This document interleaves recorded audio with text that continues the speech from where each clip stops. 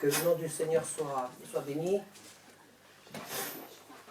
C'est pour moi vraiment très important de vous parler de toutes ces églises de l'Apocalypse, parce que ça nous parle du retour de Jésus. Jésus revient, il faut le proclamer, il faut l'espérer. Ça fait plus de 2000 ans que Jésus a dit « Je reviens » et sa parole, elle est toujours actuelle. Et n'oublions pas une chose, c'est que dans l'espace de Dieu, là où il est, là où il réside, le temps n'existe pas. Nous sommes formatés dès notre création, il y a un début, une fin, mais pour Dieu, le temps n'existe pas. Quand la Bible dit « un jour est comme 1000 ans », ça ne veut pas dire qu'un jour égale 1000 fois 364 ou 3. Ça nous induit simplement que la notion du temps n'est pas la même. N'est pas la même. Ça explique aussi que quand Jésus a dit aux brigands « aujourd'hui même, tu seras avec moi dans le paradis ». Alors, il y en a qui chipotent avec la virgule, mais il est quand même important de préciser que dans les textes originaux, il n'y avait pas de ponctuation. Pas de titre, pas de ponctuation. Donc, c'était vraiment un tout. Soit Jésus s'est trompé, soit Jésus a menti, parce qu'il est monté au ciel 40 jours plus tard, après sa résurrection, et il dit aux brigands, alors qu'il n'était pas encore mort, aujourd'hui même, tu seras avec moi dans le paradis. Donc, j'aime à dire aussi également que la prophétie de la fin des temps, tout ce que la Bible nous dit concernant la fin des temps, ce n'est pas pour qu'on devine quand est-ce que Jésus va arriver, c'est pour qu'on comprenne, écoutez bien parce que ça c'est très important, c'est pour qu'on comprenne les temps aujourd'hui dans lesquels nous vivons pour pouvoir adapter notre comportement, notre croyance, notre approche avec Dieu, notre relation fraternelle avec les autres, parce qu'effectivement, Jésus revient. Et lorsque des gens interprètent certaines prophéties dans un ensemble qui leur est propre, ben en fait, ils ne font plus l'œuvre de Dieu, parce que clairement, dans la parole de Dieu, quand Jésus va revenir, il veut nous trouver en activité. L'un sera pris, l'autre laissé. Deux qui dormiront dans un lit, l'un sera pris, l'autre laissé. Deux qui travailleront, l'un sera pris, l'autre laissé. D'ailleurs, le film que nous allons voir vendredi prochain, ici, à 20h, on va vraiment voir en image certains aspects de la parole de Dieu, c'est très intéressant. Ben, ça veut dire quoi? Ça veut dire que Jésus est en train de parler que la moitié de la planète dort. Là, les gens qui sont aux États-Unis sont en train de dormir. Ils sont dans les bras de Morphée, nous on est rêvés, voilà. Donc pendant que les uns travaillent, mais les autres dorment, ça veut dire que la vie doit être en ébullition, doit suivre son courant le jour où Jésus va revenir. La façon d'attendre, la bonne façon d'attendre le retour du Seigneur, ce n'est pas de s'asseoir, de lever les yeux au ciel, c'est de se dire, Seigneur, aujourd'hui, dans le moment présent, dans tout ce que je fais, dans tout ce que je dis, est-ce que je te plais? Est-ce que je te plais? Et quand on étudie ce message à ces 7 églises, il y a quelque chose qui me vient à l'esprit directement, mes frères et sœurs, comprenez qu'il n'y a rien de nouveau sous le soleil, rien. C'est juste les axes du péché qui changent, c'est juste les idolâtries qui sont différentes, et on va voir ce matin comment est-ce qu'on peut le prendre pour nous, ça. Là, vous avez dans cette diapo, on va parler de l'église de Pergame. C'est celle-là qui est là, voilà. Celle-là. Donc, alors, je vous propose une vue d'ensemble. Vous voyez, ça c'est l'actuelle... hop, là, je me suis trompé, c'est pas ça. Ça c'est l'actuelle Turquie, là. C'est la Turquie. Et en fait, c'est intéressant de savoir que toutes les églises qui sont dans l'Apocalypse, elles sont sur le territoire de la Turquie actuelle. Et Pergame, elle existe toujours, cette ville de Pergame, puisque c'est cette ville qui est là. Là où j'ai mis le petit point rouge, ça fait partie de la localité de Izmir. Et Éphèse, c'est à peu près par là, vous voyez. Donc, moi, ça me fait écho vraiment cette ville de Pergame parce que aujourd'hui, elle s'appelle Bergama. vous tapez Bergama sur Google, vous avez la localisation. Aujourd'hui, elle existe toujours, cette ville. C'est Bergama. Et ça fait écho par rapport quand même à l'actualité d'aujourd'hui. Et je suis obligé de constater que les chrétiens, au temps des apôtres, étaient présents dans ce territoire. Dieu a parlé à ces églises. Écoutez bien ce que je vais vous dire. Dieu a parlé à ces églises. Et aujourd'hui, elles sont quasiment absentes. Il y a quelque chose qui s'est passé que Dieu n'a pas pu maintenir son chandelier. Frères et sœurs, quand nous raisonnons aujourd'hui, quand les décisions que nous prenons dans l'œuvre de Dieu, nous ne devons pas simplement réfléchir à court terme ou dans l'immédiateté, mais c'est de réfléchir sur du long terme. Dans ce que je fais dans l'œuvre de Dieu, qu'est-ce que ça va produire sur du long terme? On est dans une société où tout va très vite, dans un monde où tout va très vite, la mondialisation, etc. Et on n'a plus le temps de s'asseoir, de réfléchir sur du long terme. Les paroles que je dis, qu'est-ce qu'elles vont produire sur du long terme? Mon engagement avec le Seigneur, qu'est-ce qu'il va produire sur du long terme? Ma communion fraternelle, ma façon de parler à mes frères et sœurs, à mes voisins, à ceux qui ne connaissent pas Dieu, qu'est-ce que ça va produire sur du long terme? Je vous invite à lire avec moi donc dans Apocalypse, chapitre 2, verset 12.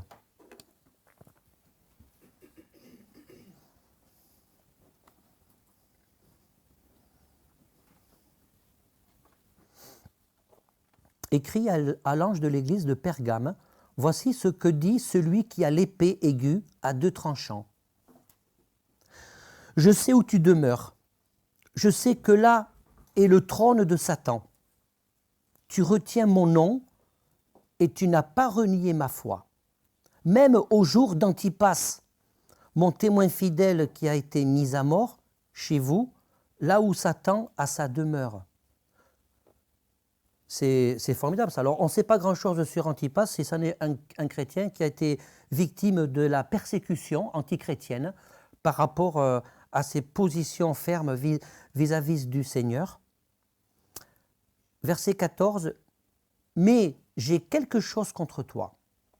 C'est que tu as là des gens attachés à la doctrine de Balaam qui enseigna à Balak à mettre une pierre d'achoppement devant les fils d'Israël pour qu'ils mangent des viandes sacrifiées aux idoles et qu'ils se livrent à la débauche.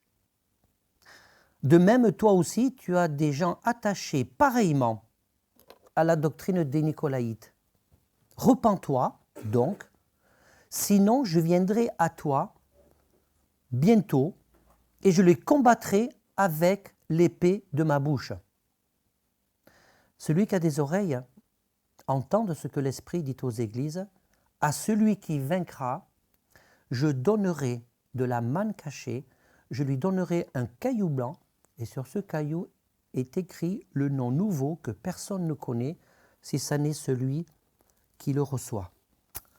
Amen. Cette troisième lettre du Seigneur que Jean a écrite en Asie mineure, elle était destinée à Pergame. En fait, on ne sait pas grand-chose sur cette église, on ne sait pas qui c'est qui l'a créée, et pourtant, elle est bien là, elle existe.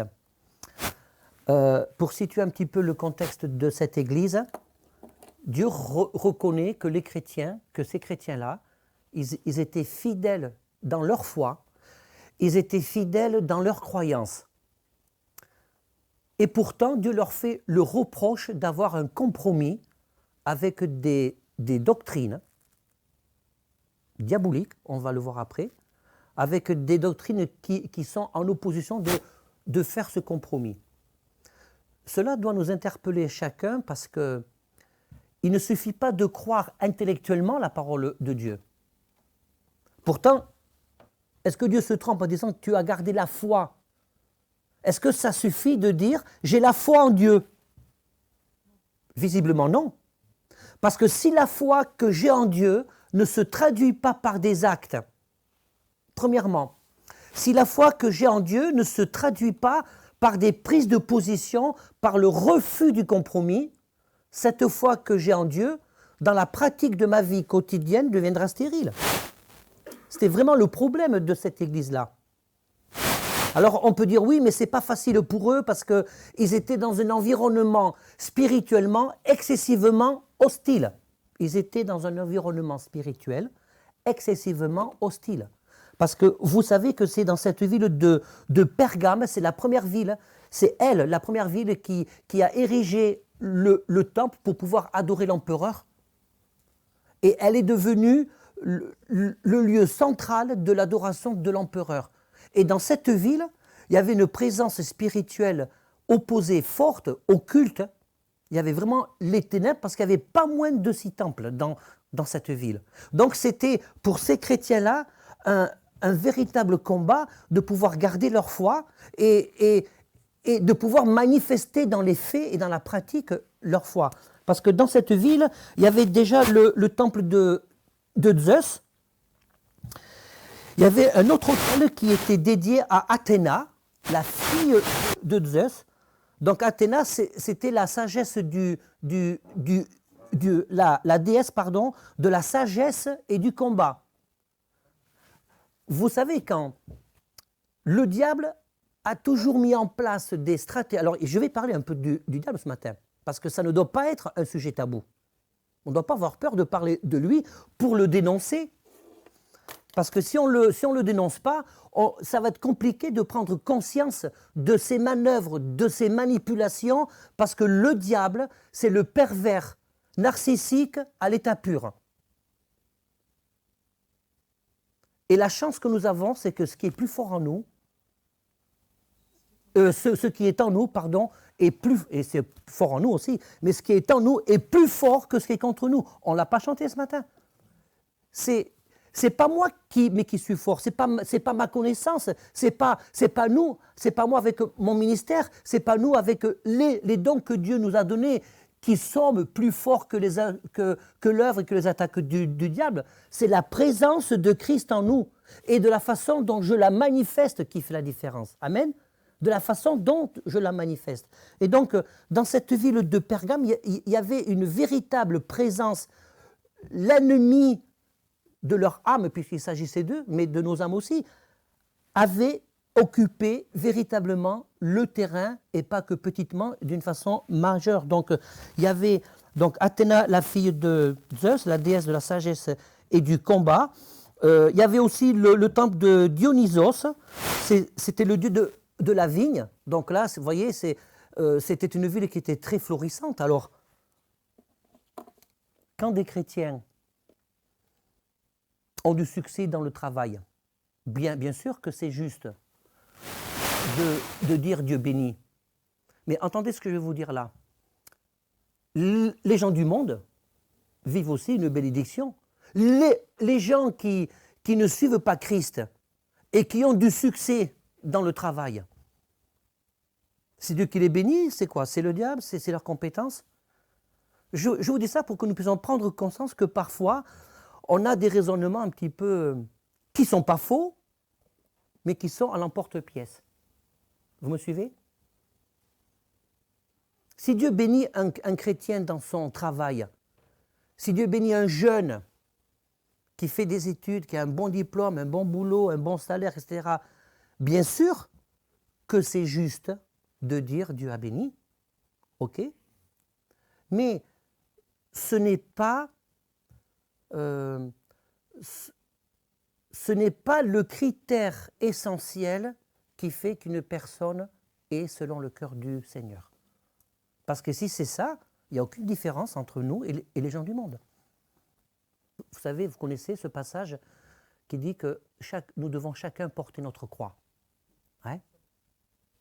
Et souvent, à juste titre, parce que ce n'est pas faux non plus, souvent on interprète ce passage « porter sa croix » parce que j'ai des problèmes, c'est ma croix, mais je suis fidèle au Seigneur. Je porte ma croix, je suis dans l'épreuve, mais je suis fidèle au Seigneur. Mais en réalité, ce n'est pas ça, c'est pas tellement ça, porter sa croix. Parce que les gens du monde, ils ont les mêmes problèmes. J'ai perdu mon chien, je l'aimais tellement, il est mort. j'ai des problèmes de fin de mois, j'ai des problèmes dans mon travail, avec mes collègues. Je suis inquiet, je ne sais pas comment je vais finir la fin du mois. Je cherche du travail, j'ai vraiment du mal. J'ai des problèmes dans ma famille, il y a de la mésentente, il y a de la discorde. Tous les problèmes de la vie quotidienne et matérielle, les gens du monde l'ont. Donc, il n'y aurait pas de différence entre les gens qui n'ont pas Christ, qui n'ont pas d'espérance en eux. Porter sa croix, c'est d'être fidèle, quel que soit notre vécu du moment. Porter sa croix, c'est que notre attachement au Seigneur, notre fidélité à Dieu, ne puisse pas être corrompu et entaché par tout ce qui peut nous éloigner du Seigneur, par tout ce qui nous agresse, par tout ce qui nous entoure. Porter sa croix, c'est d'être fidèle dans l'engagement, dans le service que Dieu nous a confié. Porter sa croix, c'est de faire confiance au Seigneur. Quand Dieu te demande quelque chose et que peut-être tu te dis, je suis fatigué, je ne peux pas me le faire, mais que Dieu te le demande, tu portes ta croix et tu accomplis la mission que Dieu te le demande, avec la force qui vient de lui, pas avec ta force. Porter sa croix, c'est d'être vraiment convaincu que quand on sert le Seigneur, on le sert avec sa force à lui, en nous détachant de nos propres compétences, de tout ce que nous savons faire, parce qu'il y a des moments où on a besoin de laisser vraiment le Seigneur faire. Donc il y avait aussi un autre temple, c'était le temple d'Héra, la sœur et la femme de Zeus. Héra, la sœur et la femme de Zeus, donc c'était la déesse du mariage et de la fécondité. Est-ce que vous imaginez que dans cette ville de Pergame, il y avait des gens qui adoraient la femme, qui était en même temps la sœur de Zeus dans la mythologie grecque? Est-ce que vous vous rendez compte de tout ce que ça pouvait amener comme péché et comme dysfonctionnement? La sœur et la femme, c'est un couple en fait. Donc vous comprenez que c'était vraiment un environnement spirituel extrêmement agressif, ténébreux, dans lequel cette église évoluait. Et il y avait Déméter, la déesse de l'agriculture et des moissons.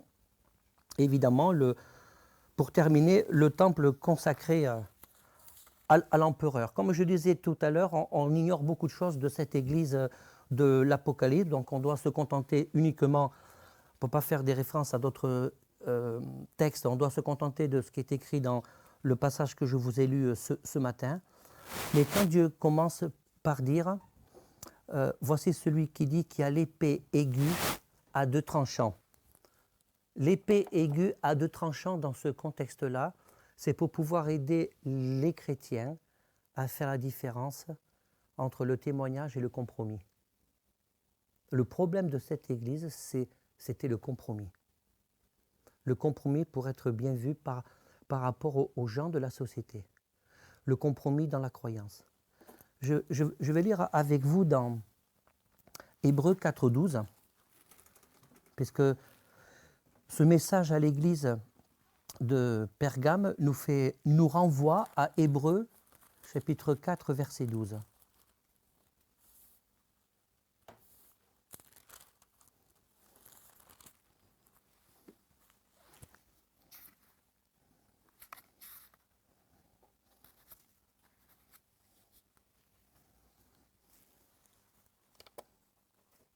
On va lire à partir du verset 10, plutôt.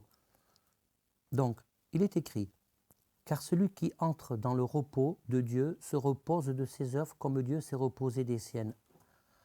Empressons-nous donc d'entrer dans le repos afin que personne ne tombe en donnant le même exemple de désobéissance. Car la parole de Dieu est vivante, elle est efficace, plus tranchante qu'une épée à deux tranchants, pénétrante jusqu'à partager l'âme et l'esprit, jointure et moelle. Elle juge les sentiments et les pensées du cœur. Nulle créature n'est cachée devant lui, mais tout est nu, découvert aux yeux, à celui à qui nous devons rendre compte. Et on comprend mieux dans le contexte de cette église le style de vie qu'avaient les chrétiens dans cette église, les compromis qu'ils faisaient, le message direct de Dieu, parce que Dieu a retenu qu'ils avaient la foi. Et que parce qu'ils avaient la foi, ils avaient gardé la foi malgré les persécutions, parce qu'à cause de la présence de ces temples, la présence ténébreuse était tellement intense que Dieu parle de la cité de Satan. Donc Dieu ne fait pas de compromis dans le langage non plus. C'est que Dieu prend cette image extraordinaire de cette épée à double tranchant pour partager. Avez-vous déjà vu, moi je l'ai vu plusieurs fois dans le cadre de ma profession, un boucher avec leur couteau lorsqu'ils désossent les carcasses, lorsqu'ils coupent les viandes. Je suis toujours impressionné parce que c'est des vraies lames de rasoir. À peine il passe comme ça qu'il y a la viande qui se partage. Tellement c'est tranchant et coupé.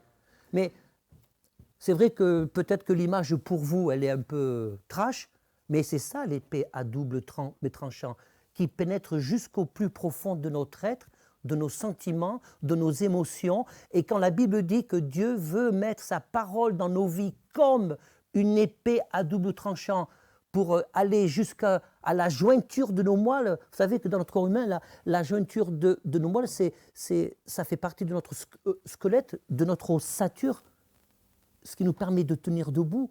Donc Dieu veut aller jusqu'au plus profond de notre être pour faire le tri en nous, pour séparer ce qui n'est pas à sa gloire et ce qui est à sa gloire. Il va aller jusqu'au plus profond. C'est pas de la superficialité, c'est pas juste croire. Il veut vraiment que tout notre être, que le fondement de notre vie, notre façon de penser. Et quand Dieu veut aller jusqu'au plus profond de nos vies, c'est parce qu'à un moment donné, il veut que nous soyons en mesure de remettre en cause certains fonctionnements que nous avons acquis parce qu'on a été construit d'une certaine façon, héritage familial, héritage religieux, héritage culturel, mais quand à un moment donné, tout ce qui compose notre vie, qui a forgé chacune de nos personnalités dans notre marche avec Dieu, vient à être incompatible, c'est là que Dieu dégaine son épée de la parole. Mais ce n'est pas une épée qui blesse, ce n'est pas une épée qui tue, c'est une épée qui donne la vie. C'est une épée qui donne la vie. Parce qu'il y a incompatibilité entre les ténèbres et la lumière. Il y a une incompatibilité évidente. Vous savez, la différence entre les ténèbres et la lumière ne se voit que quand il y a les ténèbres. La lumière se voit que quand il y a les ténèbres. Donc, ça nous ramène à la prière sacerdotale de Jésus, lorsque Jésus dit « Père, je ne veux pas que tu les ôtes du monde ». Nous devons demander au Seigneur de nous donner toute son intelligence, toute la connaissance de son esprit, de sa parole, parce que faute de connaissance, le peuple périt. Nous avons besoin d'avoir vraiment cette sagesse qui vient du Seigneur, pas qui vient des hommes, pour que l'on puisse discerner quel est le point d'équilibre que nous devons trouver entre être ferme, fort dans notre foi, parce que Christ est en nous, et le compromis que Dieu n'approuve pas. Parce que c'est très facile de virer dans une certaine radicalité d'expression de la foi. Je connais beaucoup de gens, ils sont tellement purs, ils vivent tellement entre eux, ils sont tellement purs qu'ils deviennent transparents, on ne les voit plus. Jésus ne demande pas de nous isoler parce qu'on ne veut surtout pas être entaché.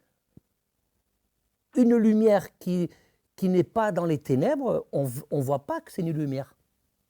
Même si elle existe. Même si elle existe. Vous vous baladez dans une rue sans lumière avec la torche à la main, c'est une torche dans laquelle il y a la lumière, mais s'il n'y a pas le bouton, si on n'appuie pas sur le bouton, ben, on aura beau avoir la lumière avec nous, ben, il y aura toujours les ténèbres. Et la vraie question, Seigneur, en tant qu'enfant de Dieu, né de nouveau, est-ce que j'ai appuyé sur le bouton de la lumière du Saint-Esprit ? Je suis une lumière. Est-ce que les gens voient, vous êtes des lumières? Bon, c'est vrai que ce terme, parfois, est employé d'une façon peu... on dit à quelqu'un, toi tu n'es pas une lumière. Mais vous êtes des lumières du Seigneur. Vous êtes des lumières, mais est-ce qu'elle est cachée? Est-ce que ta lumière, elle est cachée, ou est-ce qu'elle luit vraiment dans les ténèbres?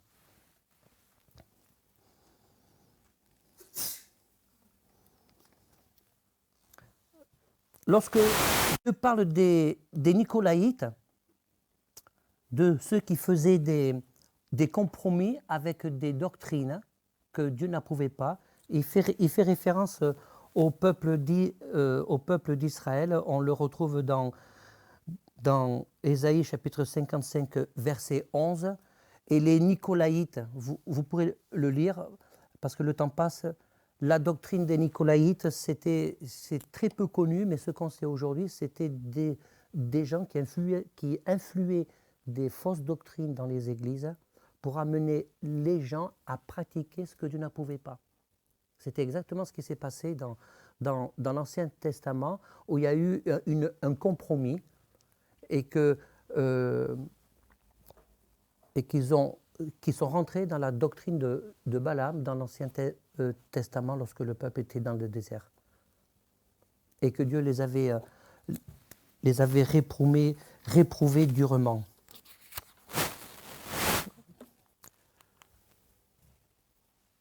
Je vous ai mis ce verset, Proverbe chapitre 4, verset 23. « Garde ton cœur plus que toute autre chose, car de lui viennent les sources de la vie. » Garde ton cœur plus que toute autre chose. Ces gens-là vivaient dans un environnement très, très idolâtre. Alors souvent, nous, peut-être, la première pensée qui peut nous venir à l'esprit, c'est « je ne prie pas devant des statues ». Nous devons vraiment garder nos cœurs et nos pensées, parce qu'il peut et il y a de l'idolâtrie dans divers milieux chrétiens. Et d'idolâtrie parfois inconsciente, en toute bonne foi. Je vous donne un exemple simple qui peut être une forme d'idolâtrie et que nous devons faire attention de garder nos cœurs et nos pensées parce que c'est Dieu qui nous demande d'être nos propres gardiens. D'accord? Il m'est arrivé, et j'ai remarqué, que ce soit même dans notre église, peut-être pas maintenant, je l'espère, mais quelque temps en arrière, que quand le pasteur n'était pas là, il y a des gens qui ne venaient pas parce que ce n'était pas le pasteur qui prêche. Ça sous-entend, et ça je le dis vraiment parce que c'est important, ça sous-entend que quelqu'un d'autre ne peut pas apporter une parole parce que le pasteur n'est pas là. C'est une forme d'idolâtrie parce que cette attitude limite, lorsque des gens raisonnent comme ça, c'est qu'ils limitent l'œuvre du Saint-Esprit. Ils limitent l'œuvre de Dieu.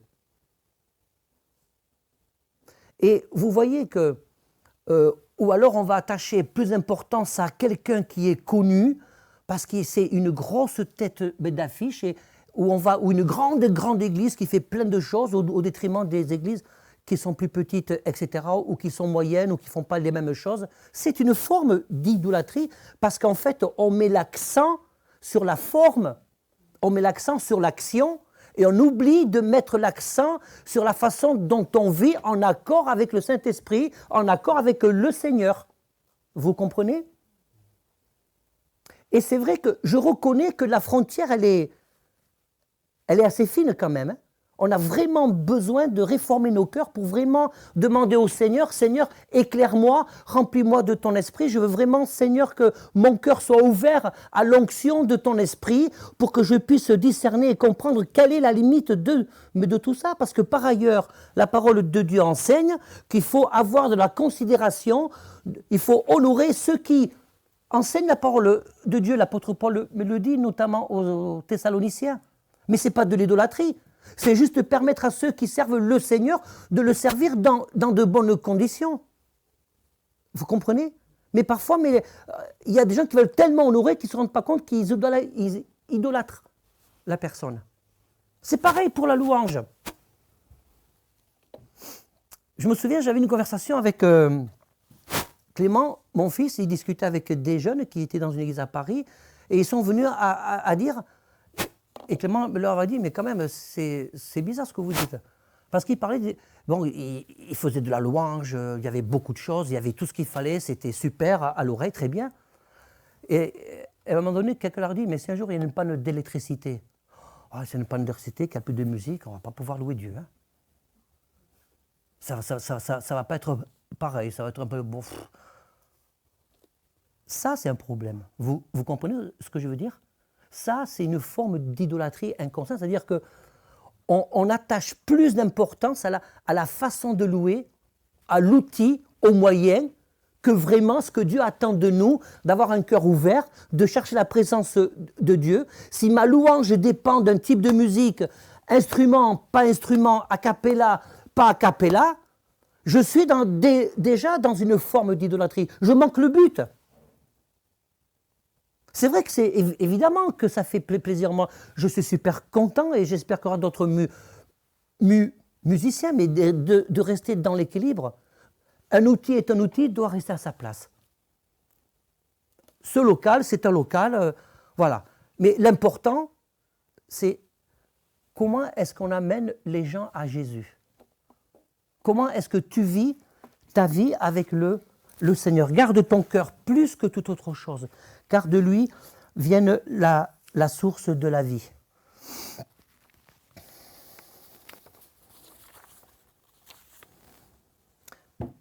Au verset 17, Jésus veut être la manne. Vous savez que Jean chapitre 6 nous rapporte une discussion entre Jésus et la foule, qui à un moment donné parle de la manne qui est donnée par Dieu au peuple d'Israël. Je vais vous le lire.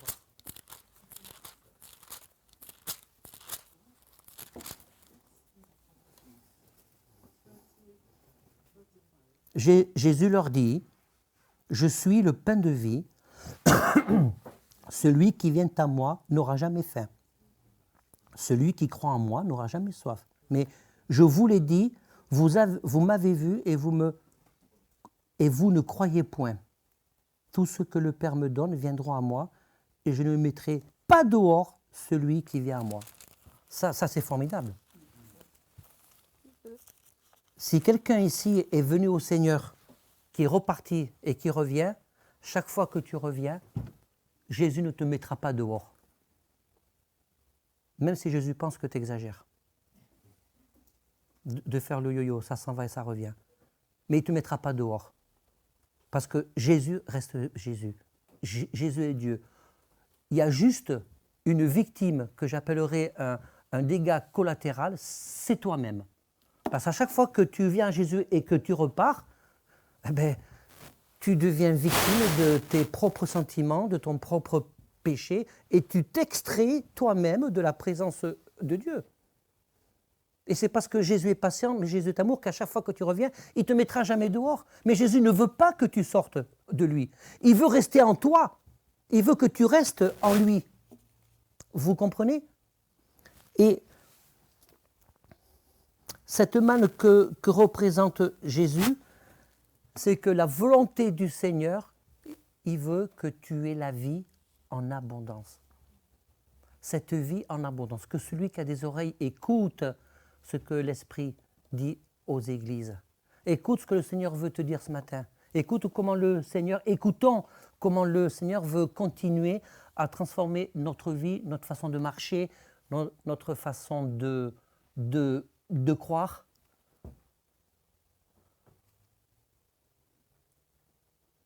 Quand je parlais d'équilibre tout à l'heure, nous devons discerner qu'est-ce qui est l'ordre du compromis ou pas. C'est important de connaître la parole de Dieu dans son ensemble et de ne pas zoomer que sur une partie du texte. Et c'est important de se poser la question, l'apôtre Paul qui était quelqu'un qui n'était pas de compromis, et pourtant il est rentré dans un temple, il y avait divers dieux qui étaient vénérés, il est rentré dans ce temple, il s'est demandé comment est-ce que je vais pouvoir dans ce cadre-là parler de Dieu. Et vous vous rendez compte que l'apôtre Paul, il a pris une statue, parce que les gens ils avaient peur d'oublier une divinité, ils avaient peur de la sanction, de la foudre qui tombe du ciel. Il y avait une statue dans ce temple où il n'y avait pas de nom. Et l'apôtre Paul a dit, tiens, mon Dieu, c'est celui-là. Je vais vous en parler.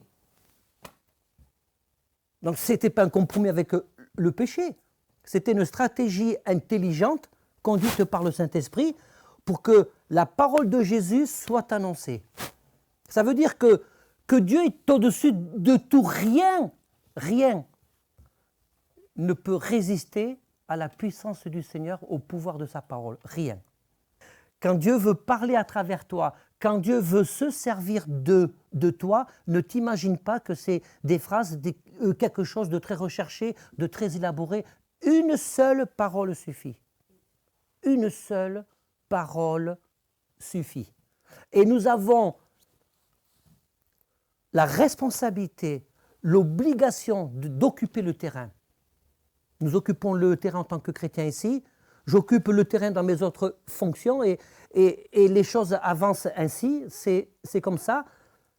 Nous avons l'obligation d'occuper le terrain. Nous avons l'obligation de prier les uns pour les autres, pour que le Seigneur se serve de chacun de nous là où on est, pour avoir la révélation du Saint-Esprit, encore une fois, pour éviter tout type de compromis et de compromission qui seraient contraires à la parole de Dieu. Et je vais terminer en...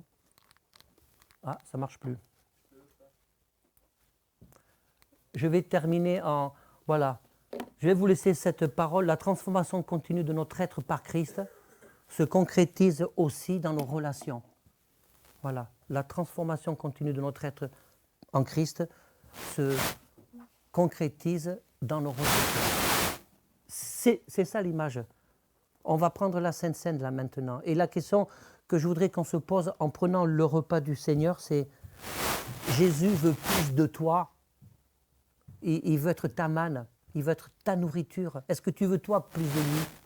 C'est ça la question. Est-ce qu'on peut dire ensemble ce matin au Seigneur, mais Seigneur, je veux plus de toi pour que ce que tu as prévu dans ma vie se concrétise, pour que ton caractère se concrétise dans ma personne, pour que tu élargisses mon esprit, que tu élargisses ma façon de voir les choses, pour que je puisse aller de l'avant avec toi. Est-ce que tu veux du Seigneur? Je voudrais qu'on se lève et je voudrais qu'on prenne la Sainte Seine d'une façon inhabituelle, par petits groupes. Demandez à Paul, Josette, Hyacinthe, Nadège. Voilà. Ça fait 1, 2, 3, 4, 5, 6 groupes. Et avec moi aussi. Dani va nous faire chanter sous un chant, mais je vous invite à vous lever. Si on peut former des petits groupes pour qu'on puisse prendre la Sainte Seine en priant les uns pour les autres. Amen.